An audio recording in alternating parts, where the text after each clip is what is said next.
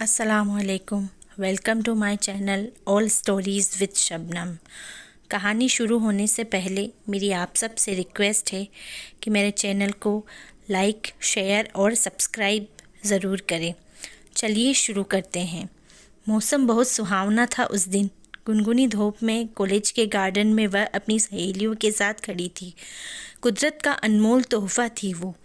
उसकी नज़ाकत भरी अदा के सभी आशिक थे। ज़िंदगी में मैंने इतनी खूबसूरत लड़की को कभी नहीं देखा था। वो इतनी सौम्य थी, उतनी ही अमीर लड़की थी।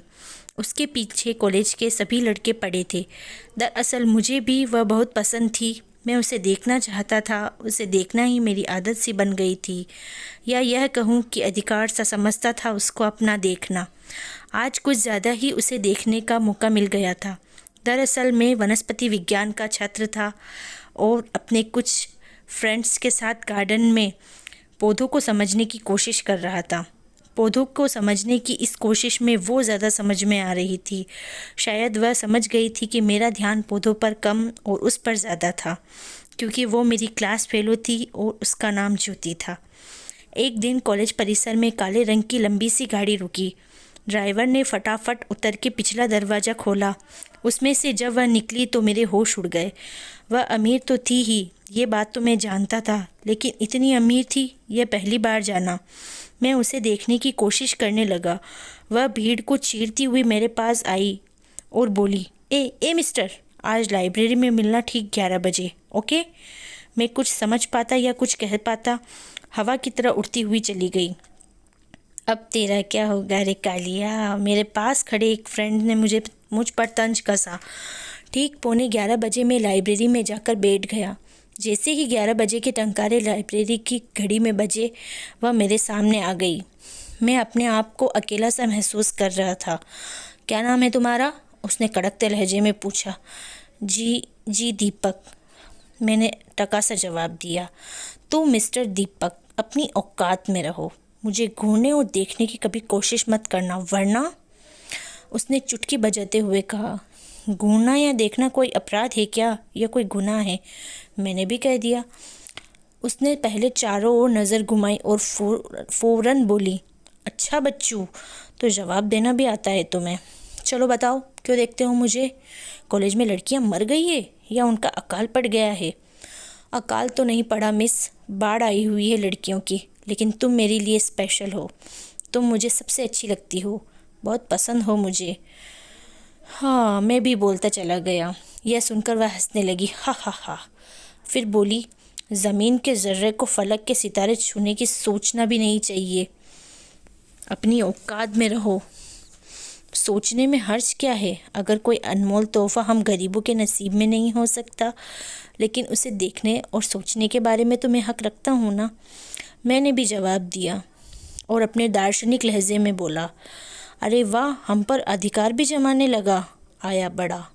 आइंदा से ख्याल रखना और अपने दिमाग से ये बेतुकी बातें निकाल देना, समझे? इतना बोलते ही वह वहाँ से चली गई। लाइब्रेरियन की भी हिम्मत नहीं हुई वह तेज़ आवाज़ के लिए उसे मना कर सके। मैंने लाइब्रेरियन से पूछा, सर, आपने उसे तेज़ आवाज़ बोलने के लिए मना क्यों किया? अरे वह सेठ अमीरचंद की लड़की है, कॉलेज के सबसे बड़े भामाशाह है। उनकी आर्थिक सहायता से यह कॉलेज चल रहा है। उनकी बात काटने की हिम्मत में तो क्या खुद प्रिंसिपल सर भी नहीं कर सकते। इसलिए बेटा, जितनी जल्दी हो सके तुम इस लड़की का पीछा छोड़ दो, क्योंकि तुम इन जैसे अमीरों को नहीं जानते हो। सर ने अब चश्मे से झांकते हुए कहा। खैर, मैंने कॉलेज जाना छोड़ दिया, क्योंकि अब मेरा वहाँ मन नहीं लग रहा था और मैं काफ़ी दिनों से बीमार भी हो गया था। इसलिए मैंने कॉलेज जाना बंद कर दिया। करता ही क्या, मेरा दिल जो इतना तेज़ टूटा था।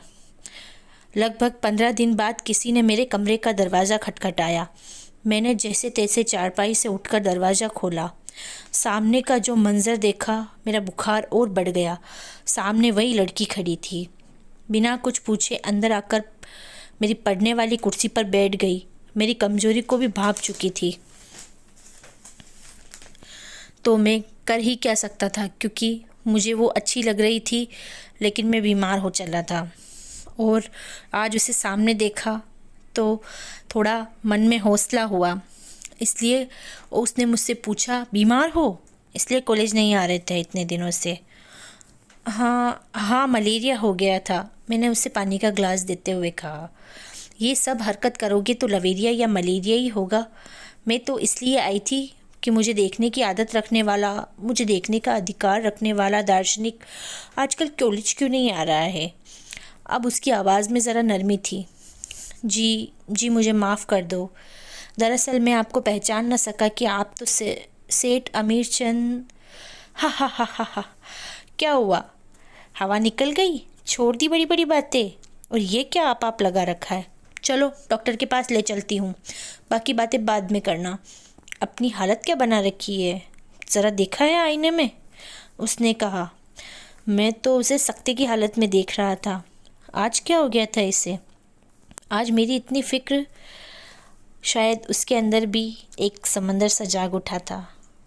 मैं कुछ कहता और उसने अपने नज़ाकत भरे अंदाज में फिर कहा, चलो दीपक, तुम्हारी ज्योति तुम्हें लेने आई है। तो देखा आपने कैसे देर सवेर उसे अपना प्यार मिल ही गया। दीपक को अपना प्यार मिल ही गया। और हाँ, जो सच्चा प्यार करते हैं उन्हें प्यार कहीं ना कहीं मिल ही जाता है। तो अल्लाह हाफिज़, ध्यान रखिए। आज की अच्छी बात की बारी। खूबसूरती न सूरत में होती है न लिबास में, निगाहें जिसे चाहे उसे हसीन कर दे। अल्लाह हाफिज़, टेक केयर।